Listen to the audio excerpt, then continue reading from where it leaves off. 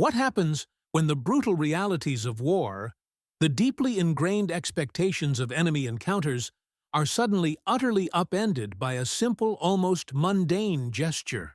In the frozen, unforgiving skies over Germany in the brutal winter of 1943, an American B-17 bomber, its mighty airframe shot to pieces and its crew wounded, was completely helpless, a mere ghost limping through the clouds.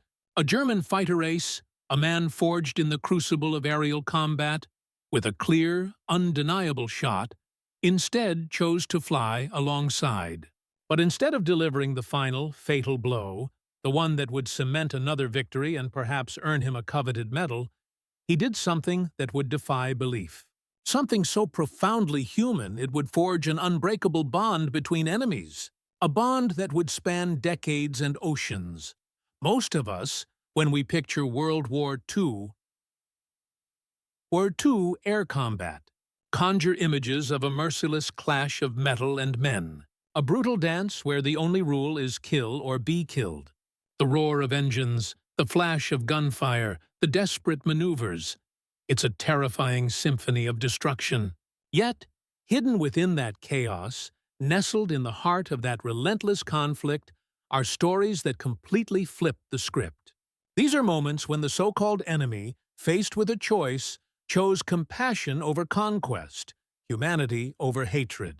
Today, we're diving into the most astonishing of those tales. The Luftwaffe pilots who risked everything, not just their careers but their very lives, to extend a hand of mercy, to befriend, in a way, the very airmen trying to bomb their homeland into submission. It's a story that challenges our preconceived notions of war, of heroism, and of the unexpected power of human connection, even in the darkest of times. The date was December 20th, 1943. The time, early morning. 21-year-old Second Lieutenant Charles "Charlie" Brown, a fresh-faced pilot with the weight of command on his young shoulders, climbed into the cockpit of a brand-new B-17F Flying Fortress, a beast of an aircraft affectionately nicknamed Ye Old Pub.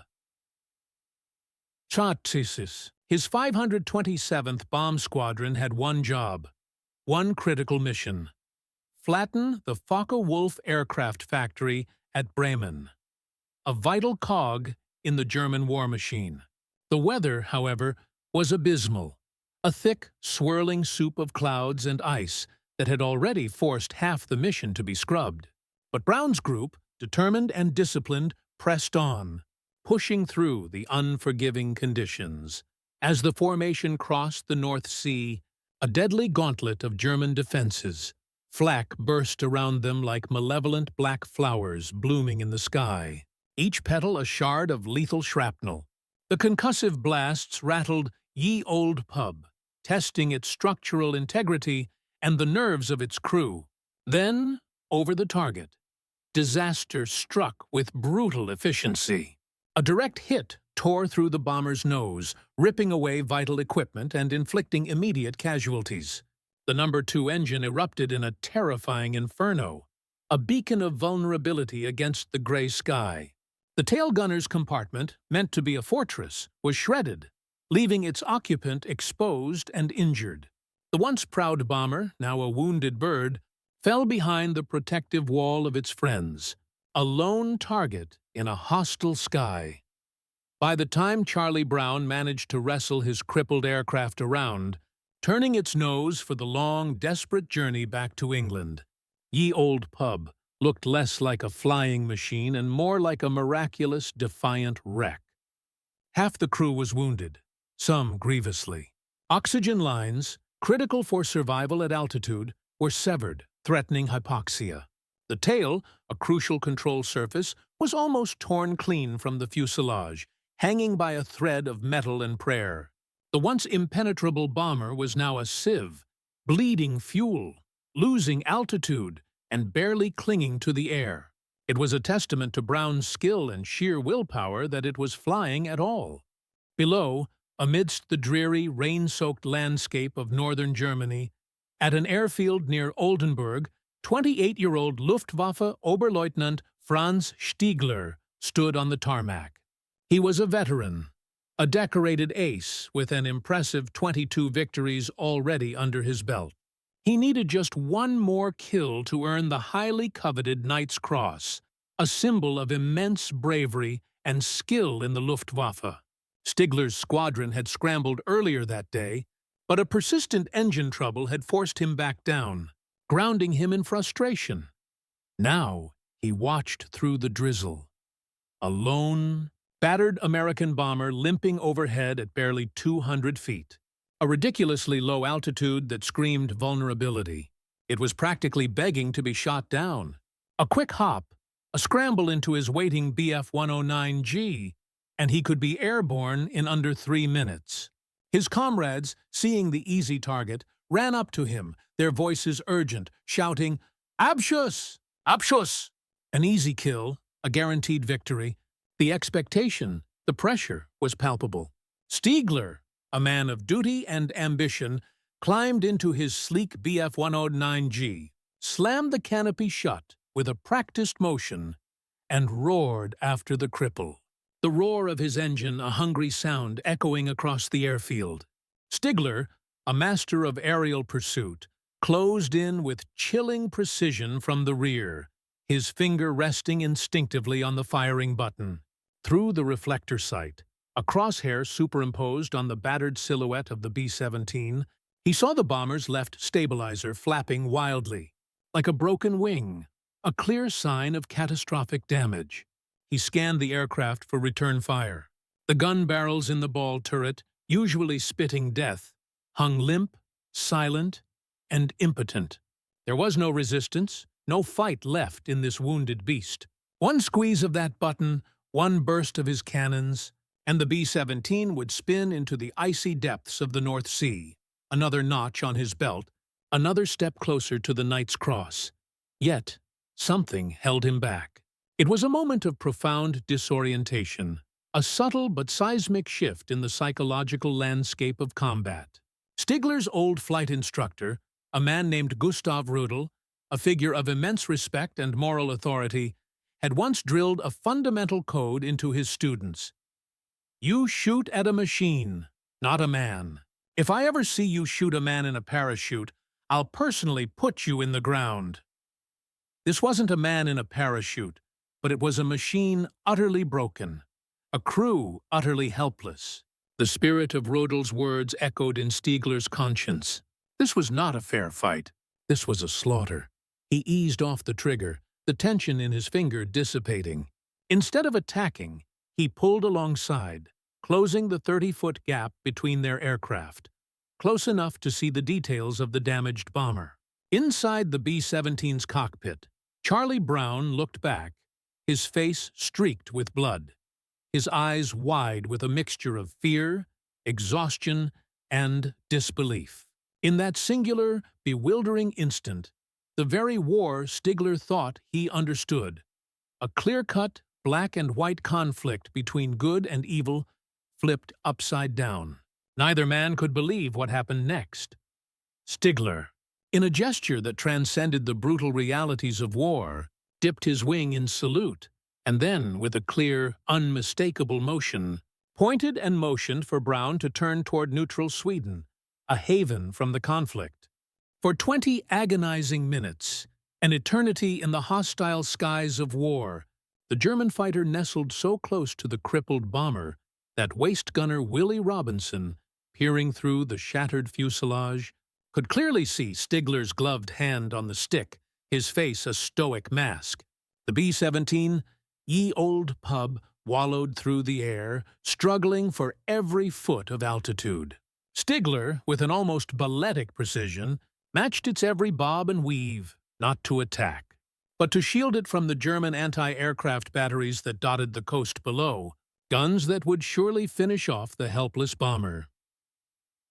Brown's tail gunner, Hugh Ecke Eckenrode, a man whose duty was to defend, still had one working .50 caliber machine gun. He began to crawl toward the weapon, his instincts screaming for him to engage the enemy fighter. But Brown, his voice hoarse with adrenaline and exhaustion, barked over the intercom, "Hold fire! "Hold fire! He's escorting us." It was an order born of an impossible situation, an act of trust in the most untrustworthy of circumstances. Meanwhile, Stigler's own fuel gauge dipped perilously toward reserve. One burst from a ground battery, mistaking him for an Allied escort, could end his career, or worse, his life. Yet he stayed. He chose to put his own safety, his own future, on the line for the very enemy he was sworn to destroy. Finally, over the vast expanse of the North Sea, beyond the reach of German defenses, Stigler leveled off, saluted again, a gesture of respect and farewell, then peeled away, disappearing into the clouds. He watched the battered bomber, a defiant speck against the gray, vanish into the swirling mist, a silent prayer perhaps on his lips that it would make it home. Back at his base, Franz Stigler, a man who had just risked everything for a moral imperative, told no one. The Knight's Cross, his ambition, faded into insignificance against the weight of his conscience. Mercy to the enemy, fraternizing with the foe. These were acts that could easily lead to a court-martial, or even worse, a transfer to the brutal Eastern Front, a place where compassion was a weakness and death a constant companion. He carried his secret in the silence of his cockpit, a silent burden of unexpected humanity. Charlie Brown. Once he crash-landed Ye Olde Pub at RAF Seething, its mangled form a testament to their miraculous survival, filed a report so surreal, so utterly unbelievable, that intelligence officers, grappling with its implications, classified it secret. It was a story too outlandish, too disruptive to the conventional narrative of war, to be openly acknowledged. The war, a relentless, unforgiving machine, rolled on.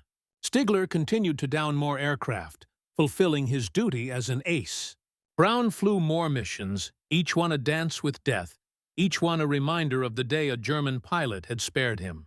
Both men survived the war, but neither forgot the face in the opposite cockpit, the moment of shared humanity that transcended the conflict.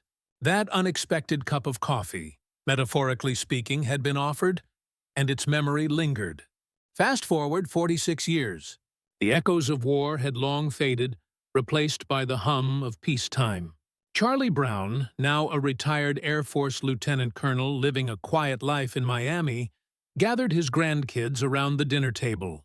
It was a familiar ritual, a cherished story he had told 1,000 times, each retelling a journey back to that impossible day. He recounted the flak, the fire, the crippled bomber, and the German fighter that had flown alongside. One granddaughter, with the innocent directness only a child possesses, looked up at him and asked, "Did you ever find him, Grandpa?" The question hung in the air, a simple query that sparked a profound realization. Brown had recounted the story countless times, but he had never truly tried to find the man who had spared his life. The omission suddenly felt immense.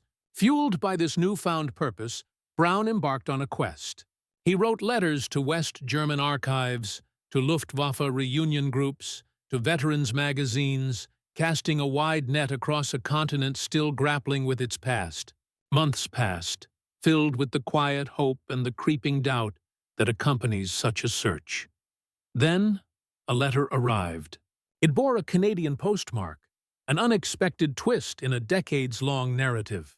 Brown's hands, usually steady, shook so hard he spilled coffee on the envelope as he tore it open. Inside, a simple yet world-altering message. "My name is Franz Stigler. I believe I am the pilot you are looking for." The words, plain as they were, carried the weight of a lifetime. The culmination of an unspoken promise. The answer to a question that had lingered for nearly half a century. It was a moment of profound disorientation, a subtle but seismic shift in the psychological landscape of his memory. In January 1990, the two men, now elderly, their hair silvered by time, finally met in a hotel lobby in Vancouver. Brown, a towering 6'2", his frame still carrying the bearing of a military man, spotted a smaller, white-haired man across the room, a man wearing a distinctive Luftwaffe pilot's ring. There were no formal salutes, no stiff, polite handshakes. Instead, in a moment that transcended language, nationality, and the scars of war, they simply embraced. It was a hug that lasted 30 seconds, a silent testament to the extraordinary bond forged in the crucible of combat, a bond that had defied the very nature of their conflict. Over the next decade, their story became a beacon of hope and understanding. They traveled together, two old warriors turned advocates for peace, speaking at schools and veterans' gatherings, sharing their incredible tale. They signed copies of the book A Higher Call, which immortalized their encounter, often finishing each other's sentences, their shared experience creating an uncanny synchronicity. When asked why Stigler spared him, the German, always humble, always thoughtful, would offer a profound explanation. I was taught that honor is everything. In that moment, the war was not between us. It was between me and my conscience. It wasn't just a story about a pilot and his captor. It was a deeper exploration into the unexpected intricacies of human nature under duress. Stigler and Brown's story is undoubtedly the most thoroughly documented and widely celebrated example of such wartime humanity, but it is far from the only one. These moments, where the so-called enemy chose compassion over conquest, were rare, but they were not isolated incidents. They represent a fascinating and often overlooked facet of the brutal air war. Consider the Italian front in 1944. There, another Luftwaffe ace, the legendary Hans-Joachim Marseille, known as the Star of Africa for his incredible kill count, reportedly encountered a damaged South African P-40. Instead of dispatching it, he is said to have escorted the crippled fighter back towards Allied lines, a silent gesture of respect between pilots. While the details are less precisely recorded than the Stigler-Brown incident, the anecdote speaks to a pervasive, if often unacknowledged, code of conduct among some of the top fighter pilots. Further north, in the unforgiving, icy expanse of the Arctic, Lieutenant Horst Schoppes, flying a German reconnaissance plane, observed a downed RAF Sunderland flying boat. Its crew, having survived the crash, struggled onto a treacherous ice floe, battling the elements as much as the enemy. Schoppes, with the ability to strafe them, to finish them off with ease, refrained. He simply circled, observed, and then flew away, leaving the desperate airmen to their struggle against nature, a tacit acknowledgement of their shared vulnerability in that desolate environment. And perhaps one of the most poignant examples comes in the final, desperate weeks of the war. Oberfeldwebel Karl Schmiedl, a Luftwaffe pilot, undertook a truly extraordinary mission. He ferried medical supplies to American POWs in Bavaria, a remarkable act of humanitarian aid from an active enemy combatant. His compassion resonated so deeply that, post-war, he was invited to the wedding of one of the very prisoners he had saved, a profound testament to the lasting impact of such kindness. Each of these stories, whether meticulously documented or passed down through anecdotal accounts, survives because pilots on both sides, in their quiet diaries, their letters home, or their late-life interviews, chose to record these moments, these subtle but seismic shifts in the psychological landscape of combat. So, why? What compelled these men, trained to kill, to act with such unexpected mercy? Military psychologists have a term for it: in-group extension. It's a fascinating aspect of human behavior under duress. When you see the whites of an enemy's eyes, when he is helpless, injured, or, crucially, humanized, your brain can relabel him. He ceases to be merely a target, an abstract enemy, and becomes a fellow aviator, a human being caught in the same terrifying aerial ballet. The dehumanization that war relies upon breaks down in such intimate, vulnerable moments, Add to this a deeply ingrained personal code of chivalry, a set of unwritten rules often drummed into pilots during their pre-war flight school days. Many Luftwaffe veterans, particularly those from the older generation, shared a common ethos. If I shoot a man hanging in a parachute, I'm not a soldier, I'm a murderer. This wasn't merely a quaint sentiment. It was a powerful moral compass.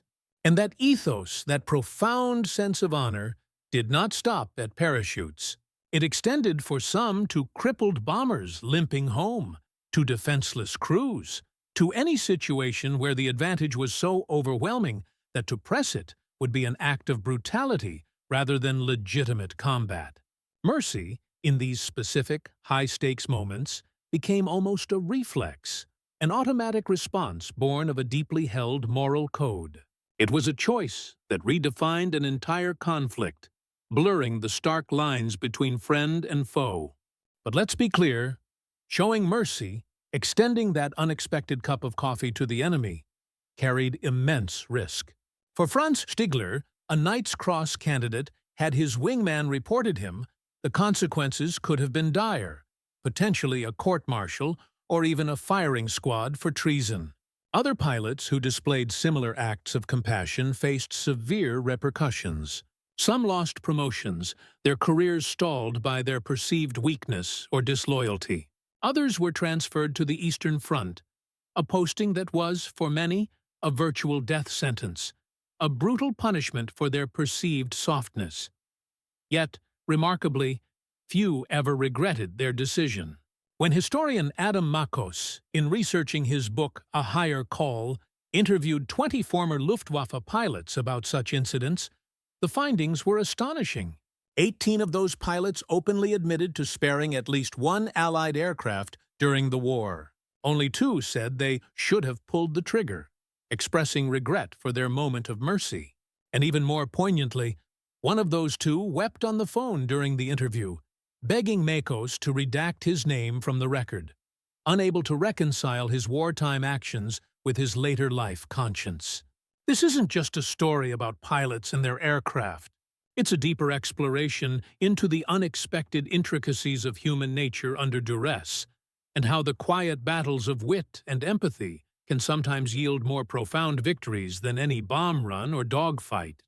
The profound human drama of the Stigler-Brown story, and others like it, resonates far beyond the battlefields of World War II. Tudor Tisithio Wandfahed. Modern air forces around the globe still teach this story at their academies, from the vast plains of Colorado Springs to the historic halls of Cologne. Cadets, the next generation of military aviators, debate the very questions Stigler and Brown embodied. Is mercy compatible with mission success? Can humanity truly coexist with the brutal demands of duty? The consensus, forged in the crucible of countless conflicts, is a resounding yes. Humanity must indeed coexist with duty. This isn't just theoretical. The ghost of Franz Stigler, in a way, rides along in the cockpit of modern fighter jets. NATO pilots operating in the complex, often ambiguous battlefields of Afghanistan have waved off strikes when civilians unexpectedly appeared in the target zone, choosing human life over mission expediency. Israeli aces, legendary for their combat prowess, have been known to escort crippled Egyptian MiGs home across the Sinai Desert, a silent acknowledgement of a shared brotherhood of the skies, a moment of compassion overriding decades of conflict. These are not isolated acts of sentimentality, they are deliberate choices, born of a code of conduct that acknowledges the shared humanity even in the most extreme circumstances. They are the enduring legacy of men like Franz Stigler, proving that the lessons learned in the chaotic skies of 1943 continue to shape the ethics of modern warfare. In 2008, at the age of 85, Franz Stigler, the German ace who chose honor over a kill, slipped away peacefully in his sleep, his remarkable life a testament to the power of a single compassionate act. Charlie Brown, his American counterpart, the man whose life he saved, followed just 9 months later, their bond enduring even to the end. At their joint memorial service, a poignant tribute to their extraordinary friendship. A B-17, a symbol of their shared history, flew overhead in a solemn missing man formation, its empty space a powerful acknowledgement of the lives lost and the lives saved. Inside the church, a Canadian Air Force officer read Stigler's own words, a simple yet profound explanation of his actions. "The war ended for me the moment I saw that frightened boy at the controls. I am not a hero. I simply saw a human being, and I answered with humanity." It was a moment that redefined an entire conflict, blurring the stark lines between friend and foe, a testament to the unexpected power of human connection. History, in its broad strokes, often hands us simple, convenient labels: ally, axis, victor, vanquished. But the stark, unforgiving sky over Europe in 1943 reminds us that those labels, those easy distinctions, can peel away in seconds, revealing the complex, messy, and often deeply human reality beneath. When Franz Stigler, in a moment of profound moral courage, dipped his wing in salute, he proved, unequivocally, that enemies are better off as friends, that compassion can bridge the widest divides. When Charlie Brown, a young pilot facing unimaginable odds, trusted the hand motioning toward neutral Sweden, he proved that hope can, indeed, outrun fear, that trust can bloom even in the most hostile of environments. And when the two old foes, the German ace and the American bomber pilot, finally hugged in a Vancouver hotel lobby, their embrace lasting a timeless 30 seconds, they proved that the most powerful weapon in any war is not a gun, not a bomb, not even the most advanced aircraft. It is the profound, courageous choice to see the person inside the uniform, to recognize the shared humanity that transcends conflict, ideology, and the brutal demands of duty. This isn't just a story about pilots and their aircraft. It's a deeper exploration into the unexpected intricacies of human nature under duress, and how the quiet battles of wit and empathy can sometimes yield more profound victories than any bomb run or dogfight. It's a story that challenges us to look beyond the labels, to seek the humanity in every encounter, and to remember that even in the darkest of times, the light of compassion can shine through. If these stories, these incredible moments of wartime humanity, hit you the way they hit me, do me a favor. Hit that like button, share the video with a history buff, or anyone who needs a reminder of the best of human nature. And drop a comment below telling us which moment of wartime humanity surprised you most, or perhaps one you've heard about. Want more forgotten tales from the skies? Stories that challenge our perceptions and reveal the deeper truths of history? Then make sure to subscribe and check out the playlist linked right here for more. Until next time, keep looking up and keep seeing people, not planes.